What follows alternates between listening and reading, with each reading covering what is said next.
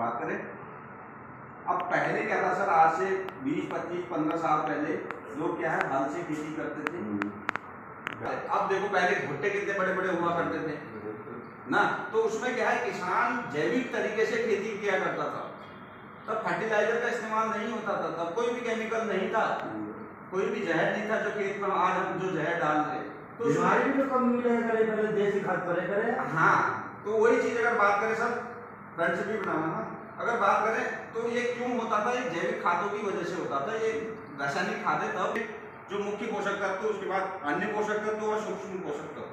अगर बात करें, अब सबसे पहला आता है प्राथमिक पोषक तत्व जो हमारी फसल को चाहिए। वो क्या चाहिए? नाइट्रोजन, फास्फोरस और पोटेशियम।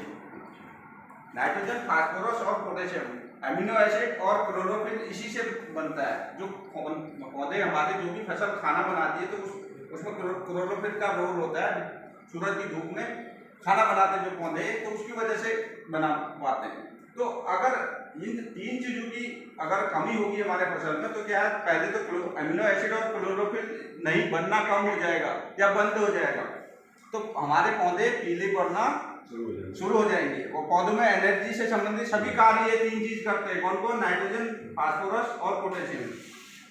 फूल खिलते समय सबसे आवश्यक तत्व है कौन? एनपीके जिसको बोला जाता है, नाइट्रोजन, फास्फोरस और पोटेशियम। और उसके बाद आता है सेकेंडरी द्वितीय खनिज जिसको बोला जाता है, वो होते हैं कैल्शियम, सल्फर और मैग्नीशियम।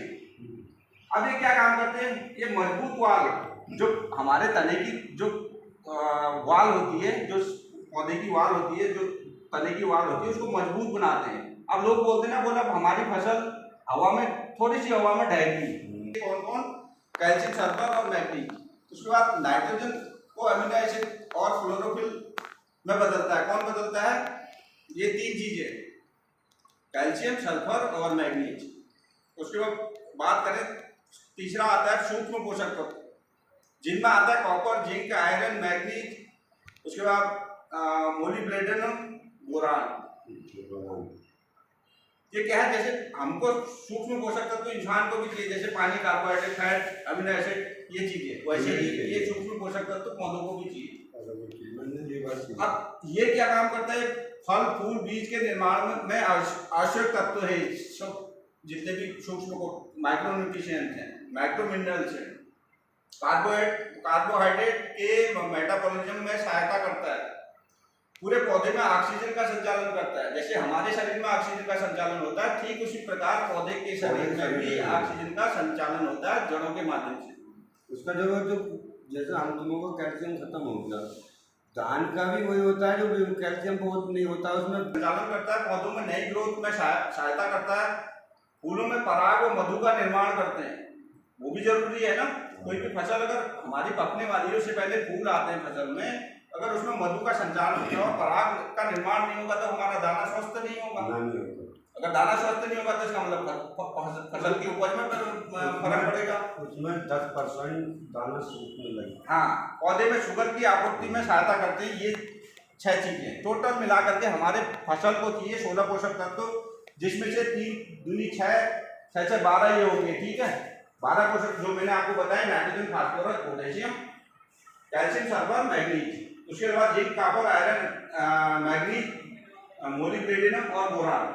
उसके बाद बात करें सर एनपीके, जो मैं आपको बता चुका हूँ।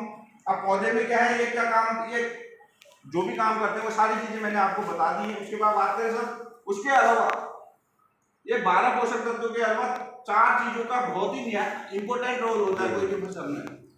हवा, पानी, मिट्टी और सूर्य का प्रकाश। अगर आपने 12 चीजें डाल दी, अगर आपके पानी सही नहीं है, पानी खारा है, तो भी फसल में फर्क पड़ेगा। जमीन सही नहीं है, जमीन का पीएच सही नहीं है, जमीन में अनेक प्रकार के, अगर बात करें हमने जहर डाल करके जमीन क्या है जहरीली कर दी है, तो उससे भी फर्क पड़ेगा। और सूर्य के प्रकाश से भी फसल की उपज में, फसल के पौधे में फर्क पड़ता है। कहीं पे आपने देखा होगा जहाँ धूप नहीं आती, अगर वहां फसल लगाएंगे तो वहां फसल क्या हो पाती है? पेड़ की छाया नहीं हो पाती। हाँ, तो इसका सीधा मतलब यह है कि सूर्य के प्रकाश से भी हमारी फसलें खाना बनाती है तो खाने बनाने का जो प्रोसेस होता है वो सूर्य के प्रकाश में ही होता है।